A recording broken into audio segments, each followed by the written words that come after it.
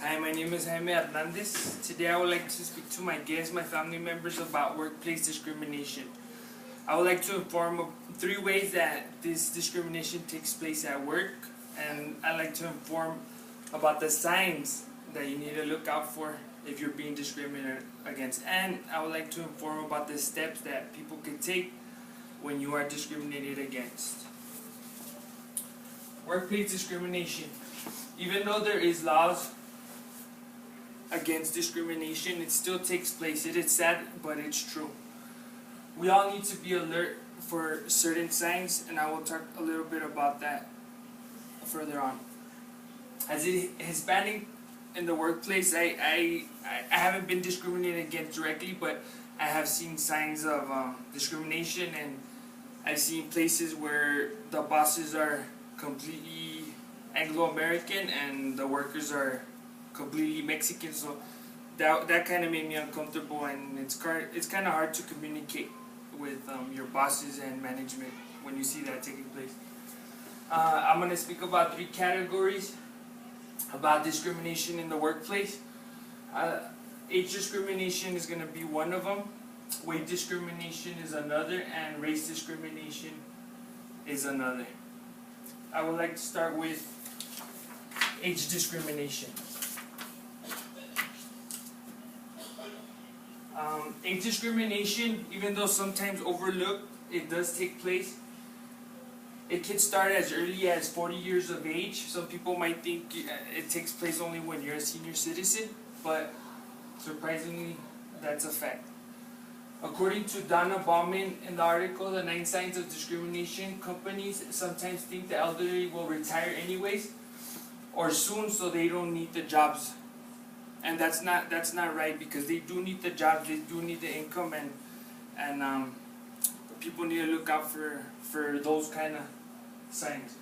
Others, they assume that older people are going to be sick more often, so they're going to be missing work. That's a sign of discrimination, because usually older people are more reliable than younger people, because they don't go out, or it's just a misconception.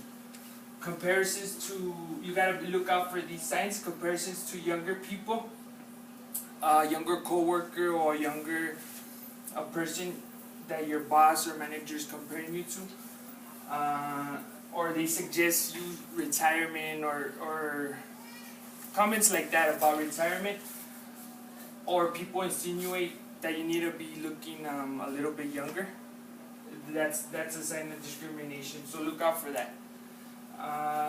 Obvious and inappropriate comments like grandma or grandpa, it sounds kind of funny, but it does take place, and you need to look out for those signs.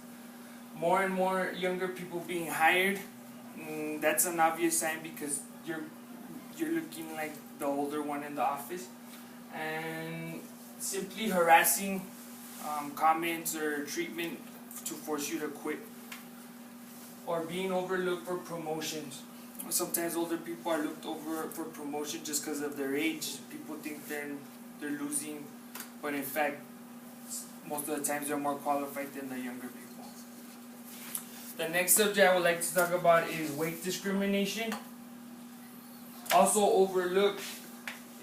Some people don't think that it takes place, but more and more often it is taking place.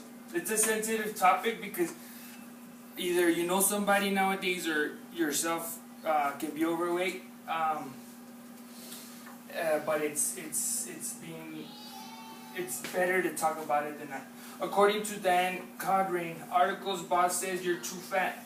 Discrimination based on weight is becoming more prevalent. In the past, it was just race or religion. So as Americans are gaining more and more weight, it's becoming more prevalent, so we gotta look out for that.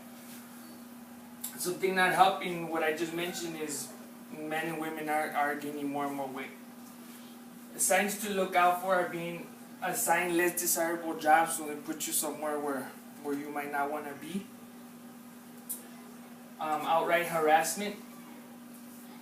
At times not even being considered for jobs just because of your appearance. And something that's not helping out is popular culture. Popular culture makes it look funny, makes it look cool, and that doesn't help to solve the problem. The other subject I like to talk about is race discrimination.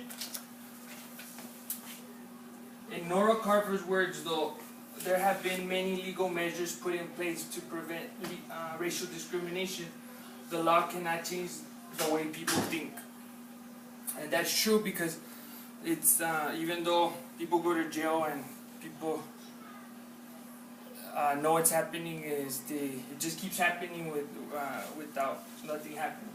Signs are obvious, such as derogatory comments, or like mentioned before, not being considered for work even though you are more qualified for the position just because of the color of your skin or where you come from. The company is not diverse in their hiring. You have to look out for the hiring of the people. If you're seeing too much of a certain kind of race, that should call your attention. Or they do not put people of color in front desk positions, they just want to hide them. So look out for that if that's happening. Allow bullying by coworkers, such as comments, category races, such as for example, I will speak for some people categorize Hispanics as being lazy, Latino being stuff like that, and it just seems cool, which is not right if more people are doing it. It is good to document and keep track of the situation. Always remember, have a witness or write it down anytime it happens, as soon as possible. My conclusion: the weapons you can use to fight any type of discrimination are going to the Equal Employment Opportunity Commission, also known as the EEOC.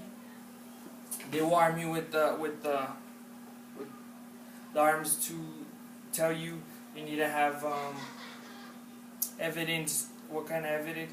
They'll help you out. They investigate your case and can impose heavy fines on the company. That's the EEOC. Consequences are they do not let people reach their full potential. In my opinion, they being discriminated against in the workplace, it's not letting people reach their full potential just because of the prejudice of some. Sometimes it takes hurting the employer in the pocket or them being left with a bad reputation. It does take sometimes being hurt in the pocket for the company to learn their lesson or having a bad reputation in the end. Some people never do learn, but that does not mean either me or my guest here should stand by and take it. It is good to fight back when being discriminated against. In fact, it is, because there is laws that protect us, and we don't have to take it standing by. Take all necessary steps. Some might even cost you money, like hiring a lawyer. Yourself, if the acts that you've taken with at work do not work, or with the EOC do not work, you're gonna have to file a lawsuit in private. And justice, and as I said, and my hopes are that justice will be done in the end. These are my citations, and I would like to thank my guest for being here and learning a little bit more about workplace discrimination. Thank you.